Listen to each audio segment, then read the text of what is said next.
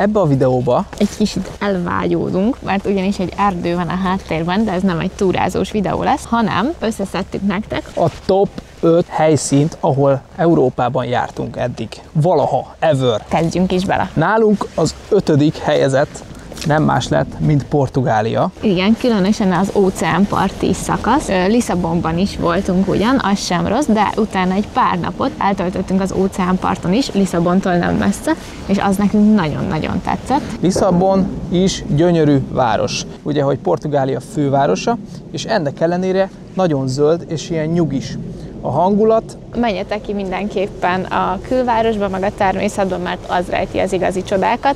Úgyhogy én azt a részét emelném ki. Portugáliában ugye van Európa legnyugati pontja. Ott van egy gyönyörű szép világítótorony is, ugye mivel surf paradicsom, így jó nagy hullámokat lehet látni. Igen, illetve onnan a világítótoronytól indul egy túraútvonal, végig az óceánpart mentén, és nagyon szép tájakon visz, szóval az abszolút favorit. A 4. számunkra Nápoly és környéke.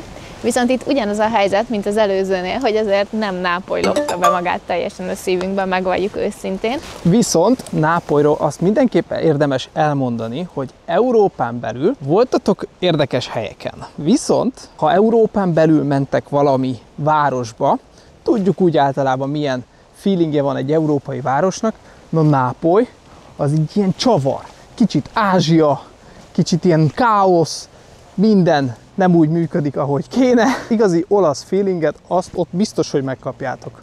Viszont ami nekünk igazán tetszett, az Pompei, illetve onnan áthajóztunk Capri szigetére. Ugyan nem nyáron voltunk, azért fürdeni nem tudtunk, de így is eszméletlen szép volt. Tehát annak tényleg helye van a listán szerintem.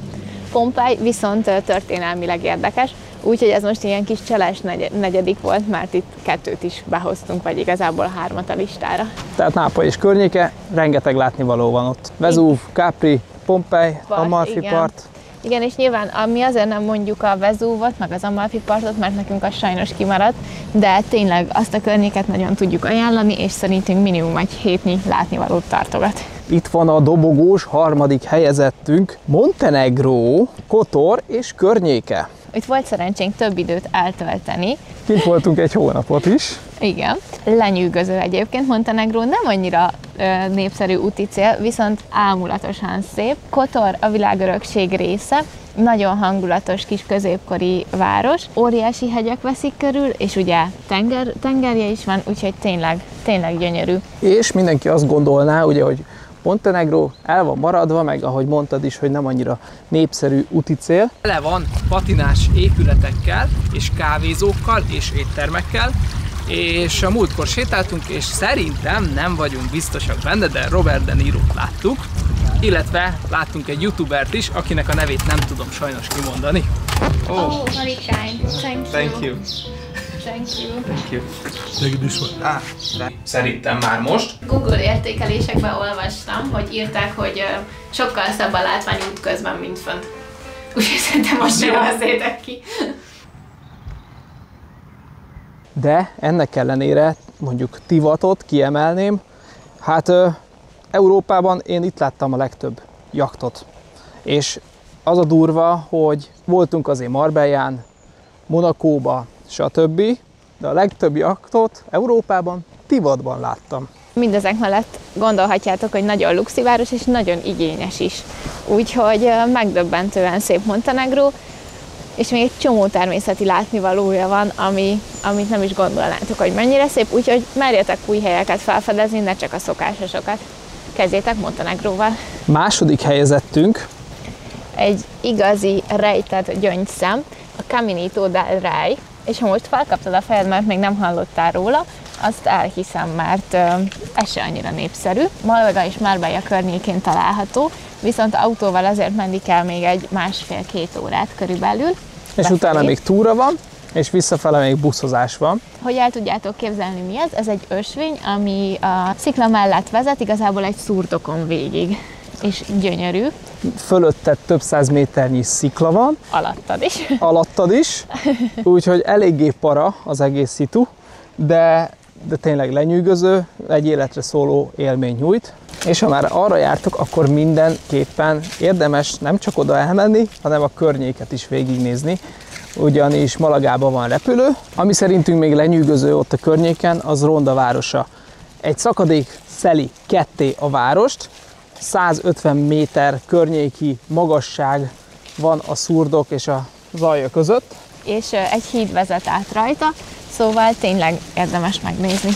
Amilyen helyszínekről most beszélünk, mindről van videónk, úgyhogy érdemes feliratkozni és szertenézni a csatornánkon. Akik régóta figyelnek minket itt YouTube-on, azok bizonyára tudhatják, hogy melyik az az ország, ahová legjobban szeretünk menni nyaralni. Ez az ország nem más, mint Görögország. És Görögországból számos szigetet mondhatnánk és helyszínt. De nekünk az abszolút kedvencünk az Korfu volt. Először is gyönyörű strandjai vannak, tehát álomszép, a tenger is maga álomszép, és nagyon különlegesek a strandjai. Ott van például a La Grotta Beach, vagy a Paleokastricia, azt hiszem így kell mondani, és a Canal de Amor, ami egy annyira különleges sziklaképződmény, onnan lehet ugrálni, van természetes barlang, tényleg mindenki megtalálja ott a nekivaló helyszínt. A szigetek közben zöld, buja, tele van fával. Nagy hegyekkel, brutális kilátások vannak, hajótúrán is átmentünk. Paxosra, meg Antipaxos szigetére. És ezek tényleg lenyűgözőek, nagyon szép kék. Mint mondtuk, szerintünk ezeken a szigeteken van Európában a legszebb tenger, a legtisztább tenger. Szóval, hogyha Európán belül körülbelüli Maldív szintet akartok, akkor ide ajánljuk, hogy elmenjetek. Nézzétek meg a teljes videónkat róla. És hát nagyon köszönjük a szponzorainknak, hogy ezeket az utazásokat lehetővé tették.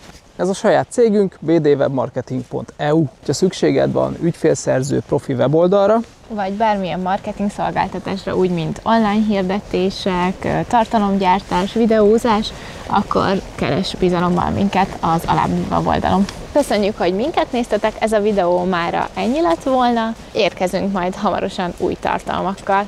Sziasztok! Sziasztok!